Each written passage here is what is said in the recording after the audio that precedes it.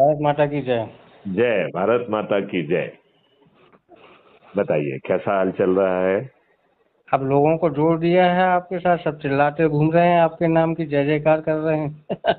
नहीं देखिए, मैथिली शरणगुप्त के नाम की जय जयकार से कोई फायदा नहीं होगा। समझे नहीं भाई साहब, देखो, आप अगर सिर्फ मैथिली शरण गुप्त होते हम्म। तो आपकी कोई वैल्यू नहीं होती। जी। ठीक है ना।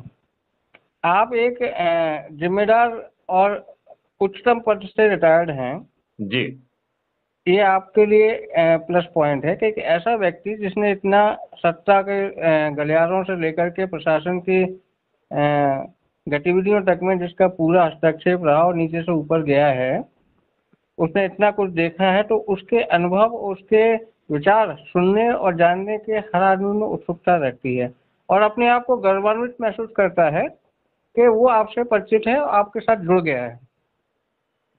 इसमें यदि हम बात को थोड़ा सा आगे बढ़ाकर अच्छे भारत का संकल्प दिला पाए और हर रविवार को रोटेशन के आधार पर कहीं इकट्ठे होकर यदि इसमें दोबारा जो है उसमें खाद पानी यदि मिलेगा तो ये एक वट वृक्ष के रूप में चंद दिनों में पल्लवित हो जाएगा और एक अद्भुत भारत भारत के हर नागरिक को मिल जाएगा।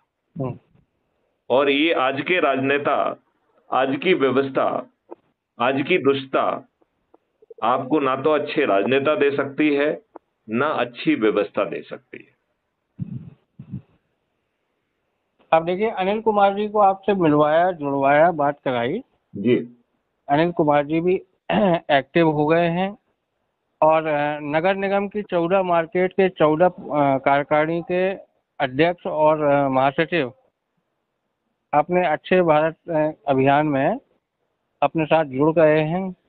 हम लोगों की अभी एक बैठक हुई थी नगर निगम कार्यकारिणी की। जी।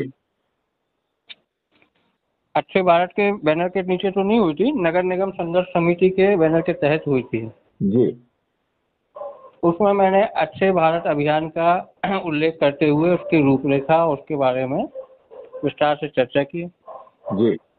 देखिए, व्यापारी हमेशा ये चाहता है कि उसको अच्छा वातावरण मिले, सुरक्षित वातावरण मिले, जिससे कि वो व्यापार सुगमता से कर सके जी। और व्यापार करने के में जो उसको सुगमता हो, उसके बदले में वो ऐसे लोगों को सपोर्ट करना पसंद करेगा जो सामाजिक पृष्ठभूमि से साफ सुथरे हों, शोषण और दोहन की नीति पे काम ना करते हों, ऐसे बहुत सुंदर, राजनेता भी बहुत पसंद सुंदर, करते हैं। बहुत सुंदर, बहुत सुंदर।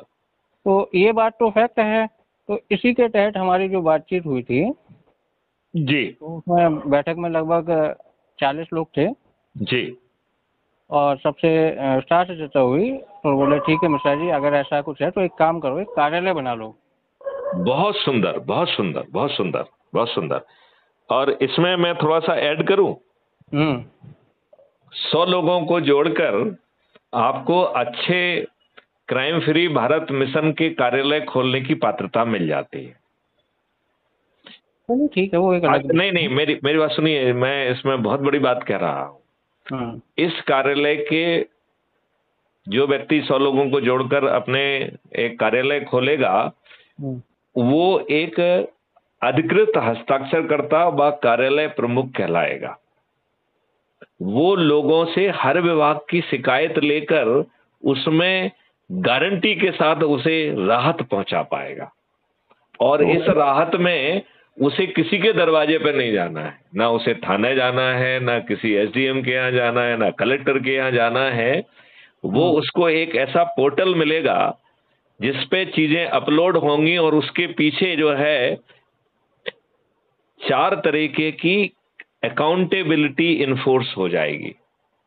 मतलब आप अंदाज नहीं लगा सकते हो, ये आगे चल के इस व्यवस्था को यदि हमने फलीभूत कर पाया तो हम्म। राज्य सरकारें ये हिम्मत नहीं कर पाएंगी कि वो अपनी जिम्मेवारी का निर्वहन ना करें। आज हमारी सभी राज्य सरकारें स्वच्छंद हो गई हैं। राज्य सरकार आपको आपको मालूम है, हो गया है। संविधान ने ऐसी व्यवस्था की है कि इन्हें अपनी जिम्मेवारी का निर्वहन करना है। यदि ये अपनी जिम्मेवारी का निर्वहन नहीं करते हैं तो इसे संवैधानिक मशीनरी की फेलवर माना जाएगा। और अभी एक प्रकरण आया है, क्योंकि जी लोगों से मिले तो शिकायतें भी आई, जी लोगों की समस्याएं भी आई। बोले कार्यालय खोलोगे तो शिकायतें समस्याओं का निराकरण आप कैसे कर पाओगे? मैं आपको समझाऊं क्या?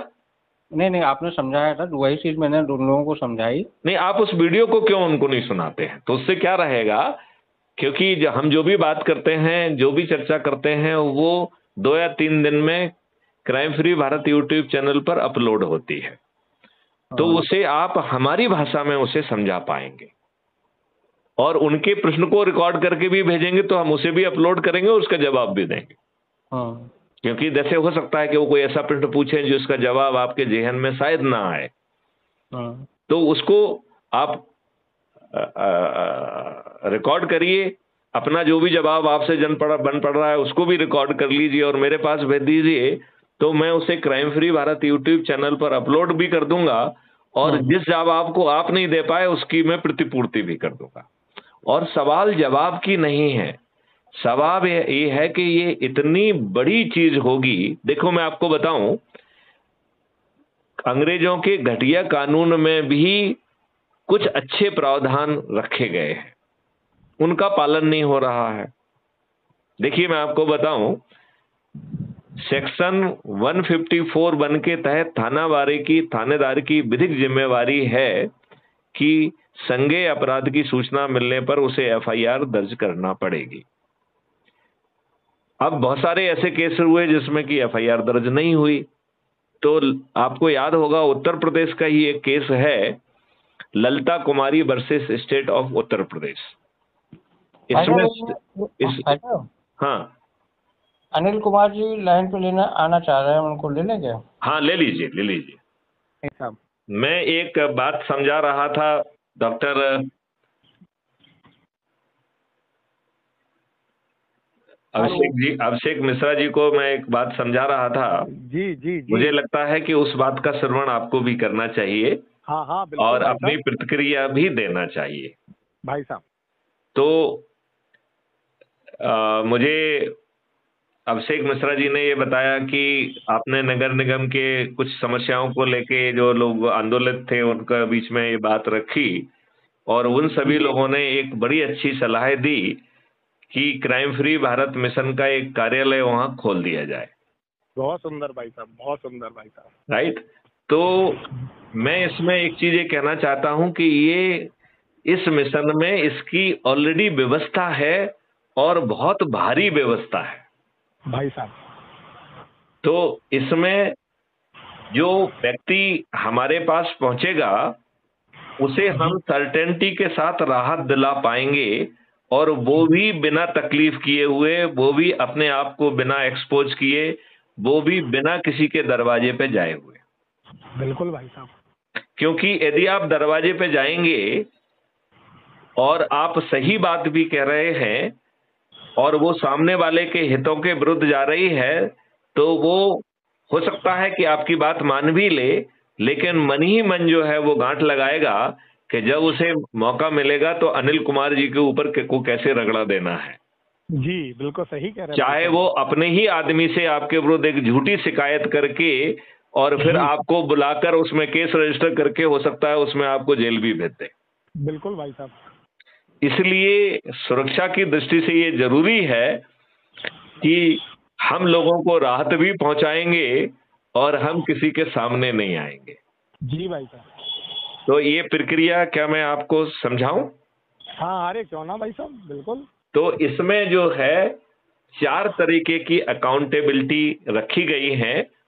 जी। इसमें जो नियम रखा गया है कि 100 लोगों को जोड़कर जैसे ही आप राष्ट्रीय अधिकारी बनते हैं तो उसे 4 अधिकार मिलते हैं। जी।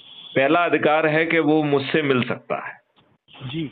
दूसरा अधिकार है कि वो मुझे आमंत्रित करेगा अच्छे भारत के संकल्प समारोह में, तो मैं वचनबद्ध हूं उसमें पहुंचने के लिए। बहुत सुंदर भाई साहब। तीसरा है कि वो क्राइम फ्री भारत मिशन में अपने जहां उसकी क्षमता है उसके अनुसार वो पद मांग सकता है। जी। लेकिन वो पद मांगना पड़ेगा, बाकी चीजें उसे अपने आप मिलती हैं, लेकिन जब वो पद की बात आएगी तो उसे मांगना पड़ेगा। और बहुत फिर बढ़िया। चौथा है कि वो अपने ही संसाधन से एक क्राइम फ्री भारत मिशन का कार्यालय खोल सकता है, जी। और उसके लिए एक पोर्टल बनाया जा रहा है जिससे हम सभी विभागों की सभी समस्याओं का गारंटी से निदान कर पाएंगे। बहुत और अच्छा। इस निदान के लिए हमें खुद भागदौड़ नहीं करना पड़ेगी।